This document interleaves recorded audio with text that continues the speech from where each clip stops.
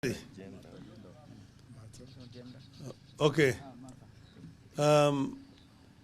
We have had a meeting of Azimio Summit, attended with all members, and we have reviewed the issues that are affecting the country at the moment, particularly the issue of the budget.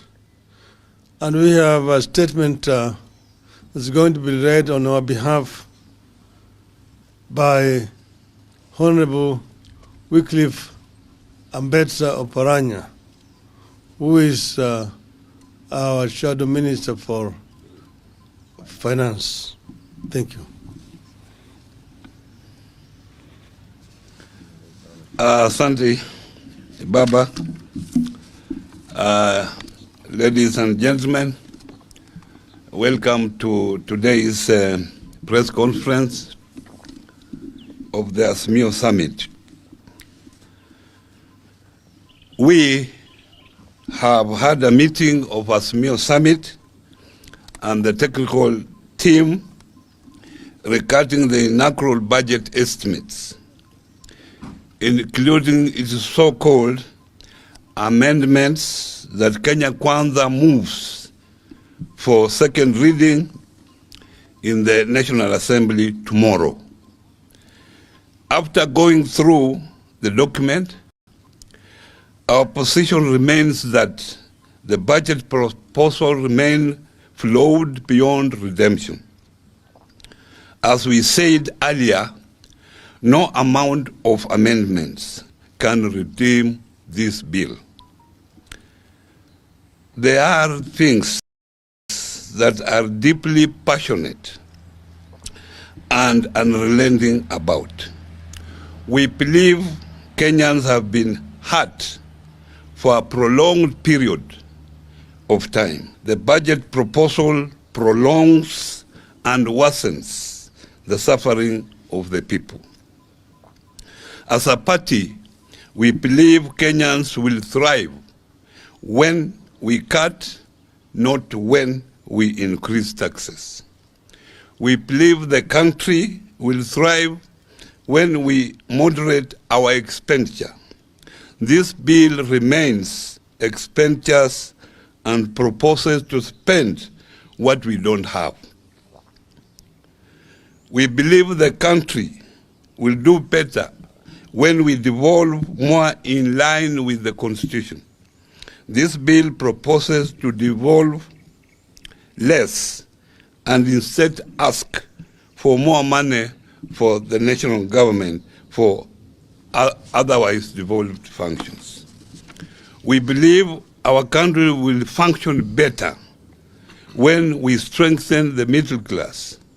This budget will kill the middle class, and when we kill middle class, we hurt millions of our people. We believe in extending and expanding social security protection to our people. This bill diminishes social protection. We believe in creating an enabling environment for manufacturing so that more investors can set up in our country and provide jobs for our people. The bill offers little, if any, in terms of encouraging manufacturing. We believe in empowering the private sector and enabling it to be the driver of growth in our country. The bill frustrates the private sector with taxes. We are passionate about extending a helping hand to women, and particularly to single mothers and the youth. This bill takes away from our women and our youth. We are passionate about access to quality education and ensuring no single child is left behind. This bill will diminish those opportunities. In the nutshell, we believe that this country needs and deserves a people's budget. We repeat, We believe in a people's budget. We believe in the rights-based budget. The budget is coming. Kenyans will have the people's budget. We believe in a country that lives within its means, so that we are not held hostages by countries that lend us money. Borrowing to spend is not a wise idea. What we have here is not a people's budget. What we have here is a leader's budget. Finally, we believe in a budget that is sold to Kenyans as one indivisible country and people. Because Kenya Kwanza realizes the entire piece is punitive. It is dividing, stigmatizing, and threatening our people. It is trying to isolate central Kenya so that the region does not engage fully in debating this bill. They are dividing our youth into mungiki, drunkards, and drug addicts so as to stop them from participating in any opposition to this budget. Our members of parliament are mobilized, whipped, and aligned. They will reject this anti-people bill. We now appeal to you, the Kenya Kwanza MPs. We know that in your hearts of hearts, you know the budget is wrong. We urge you to join your Azimio counterparts and stand with the people. We ask Mama Mboga, watu wa mjengo, watu wa mkokoteni, watu wa bodaboda, the teachers, the nurses, the doctors, the hawkers, among others, to ask themselves, does this budget serve your welfare? Will this budget leave you better than you are? You are currently, or that you were as Kenya Kwanza was campaigning in 2022. If the answer is no, tell your MP to vote against this bill.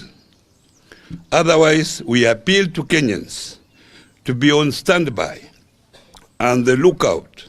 In the event they run this through your throats, don't give up, don't surrender.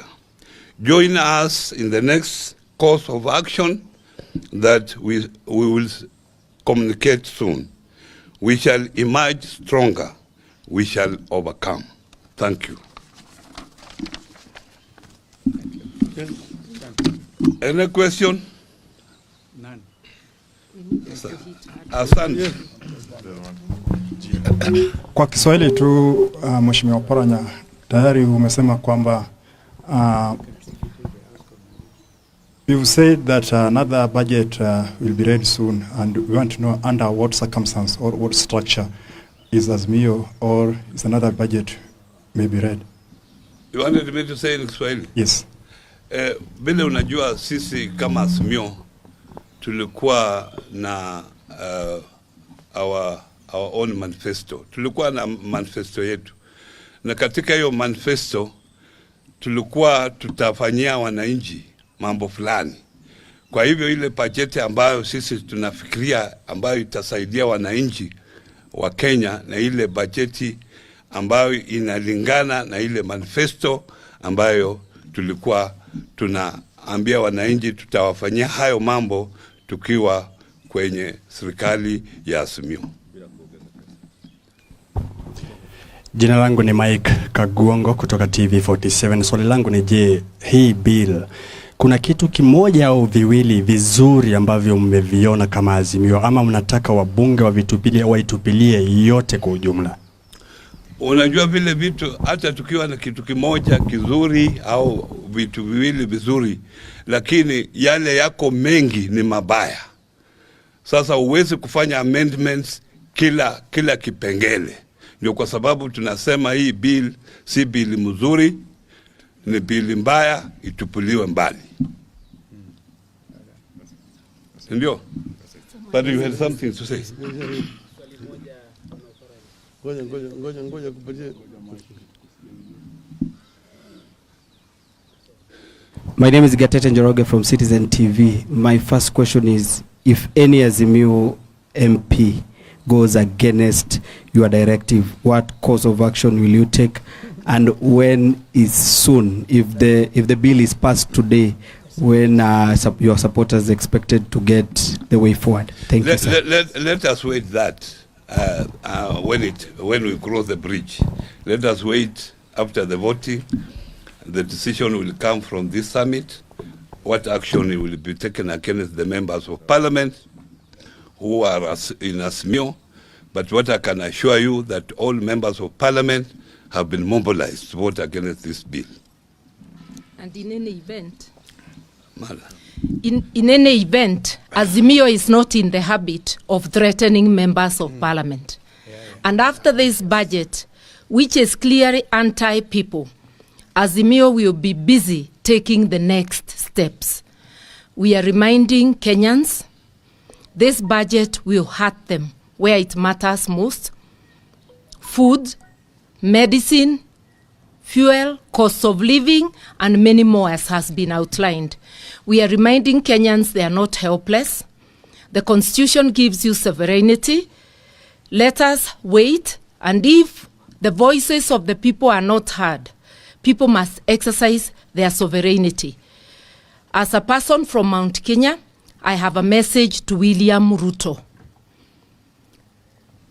Following his utterances, calling our youth Mungiki yesterday, I want to remind him that these are the same youth he requested for votes from, calling them hustlers. I want to remind him these are the same youths he instructed his lieutenants to use a section of unemployed youth from Mount Kenya for criminal activities, raiding the farm of the Kenyatta family, also causing mayhem in Kibera and other places during the demonstrations. Azimio has not used our youth from Mount Kenya or from any other place for criminal activities. Stop profiling youth from Mount Kenya. This is meant to curtail any political activity in Mount Kenya. It is meant to cow us as leaders from Mount Kenya and maybe make us afraid of mobilizing. We want to tell you that constitution you opposed is the constitution of Kenya today. We will exercise our rights. We will go to Mount Kenya to discuss the budget like we will go to all other places in Kenya. You will not curtail our rights. And do not tell people of Mount Kenya or any Azimio principle like Wajakoya that he cannot visit Mount Kenya. Mount Kenya is Kenya. We are going to visit every part of this country, and you will not start zoning off places. That is the message, but Kenyans not to forget, our fate is in our hands. Let us join together and fight this killer budget. Asante sana. Sisi kutoka Mount Kenya tuna huzuni kidogo.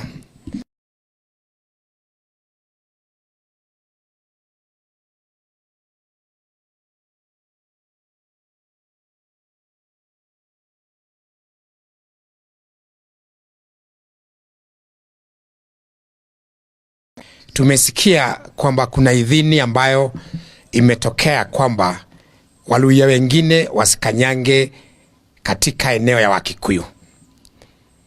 Hiyo ilitolewa jana ama juzi, na wakaanza na rafiki yetu Wajakoya.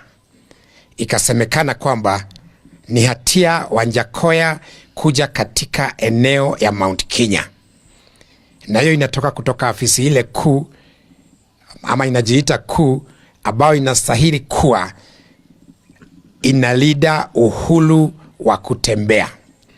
Mimi ningependa kusema ya kwamba Waluhya ni ndugu zetu kama Wakikuyu, Wakalenjin ni ndugu zetu, Wamasai, Wajaluo na kila kabila katika Kenya hii wana sehemu katika eneo ya Mount Kenya, kwa sababu sisi hufanya biashara na wao, sisi huona na wao, na sisi tunajiona kama Wakenya. Kwa hivyo kama kiongozi kutoka Mount Kenya, ningependa kuwaalifu ndugu zetu kutoka jamii zote karibu 40 na kitu kwamba huo sio msimamo wa watu wa Mount Kenya. Tunamwalika nyote, Wajakoyo akuje, Atwoli akuje, Oparanya akuje, Mudavadi akuje, na wale kutoka jamii zingine wakuje. Na mimi ndiye nitakuwa kwanza kuhost Wajakoya katika Mlima Kenya.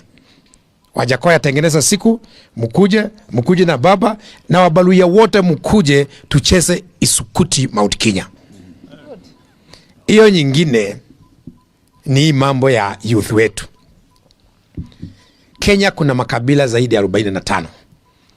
Sijasikia kiongozi yeyote akiongea kuhusu vijana wa Wamasai, vijana wa Wakalenjin, vijana wa Turkana ama vijana kutoka jamii nyingine yote. Sijui hii taifa inauliza vijana wa Kikuyu nini? Kama kuna wezi, kila community ina mwizi mmoja. Lakini hapa wamelade hapa, serikali imekuja Central Kenya kuongea kuhusu vijana wetu. Watu waende wakaongee kuhusu vijana wao. Na hatuwezi kubali kama jamii vijana wetu wawekwe uoga, ili wakiwa wazee na wakina mama wawe ni wazee na akina mama ambao hawana msimamo. Sisi kama viongozi kutoka Central na tumeungana na viongozi kutoka eneo zingine zote, tutalida vijana wetu ili wasibadikwe majina na viongozi. Na nataka kurudia vile ambavyo tulisema, tutachukua hata hatua ya kwenda kwa UN ili tuulize why are our youth being profiled. Na mimi ningependa mawakili wetu waanze kutayarisha, na nimewaambia kabla waguze kijana mwingine mmoja, ile damu ambayo ilitoka wakati wameuliwa vijana wetu, hiyo kwanza walipe kabla ya wafikirie jama ya kuwa vijana kutoka Central Kenya wakiwaita Mungiki. Sisi tutaenda UN, vijana wetu hawatawekwa baridi na kiongozi yeyote katika Jamhuri ya Kenya. Ni kusema tu mkubuke wakati wa ICC.